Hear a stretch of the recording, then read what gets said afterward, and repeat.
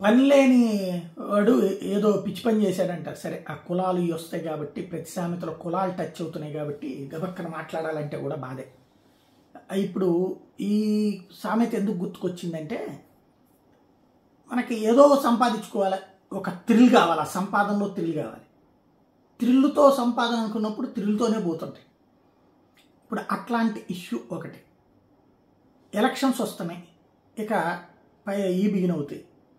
ఇప్పుడు బిగిన్ అయినటువంటి విచిత్రమైనటువంటి అంశం ఏంటంటే, గెలుపు ఓటములకు సంబంధించినటువంటిది కాదు, ఎక్కడ పోటీ చేస్తారు, దేవినేని ఉమాకి సీట్ ఇస్తారా లేదా, బుచ్చయ్య చౌదరికే రాజమండ్రి ఇస్తారని ఒకళ్ళు, దుర్గేష్కే ఇస్తారని ఒకళ్ళు, పవన్ కళ్యాణ్ భీమవరం నుంచి పోటీ చేస్తారని ఒకళ్ళు, పాలవకొల్లని ఒకళ్ళు, పిఠాపురం అని ఒకళ్ళు, తిరుపతిని ఒకళ్ళు, ఇట్లాగా పందాలు కాసుకుంటున్నారు.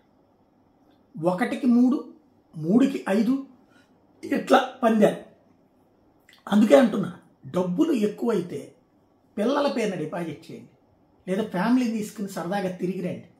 ఏ తీర్థక్షేత్రాలు తిరిగి వస్తే కాస్త పుణ్యం వస్తుంది, లేదా కనీసం ఎంజాయ్ చేయడానికైనా పోయిరండి. అవసరమైతే శ్రీలంక బోండి, నేపాల్ బోండి, మన దేశంలో ఉన్నటువంటి అయితే ఇష్టమైతే కనుక అన్ని ప్రాంతాలు చూసి రండి. కానీ ఈ బెట్టింగుల్లో డబ్బులు తగలేసుకోవడం ఎందుకు?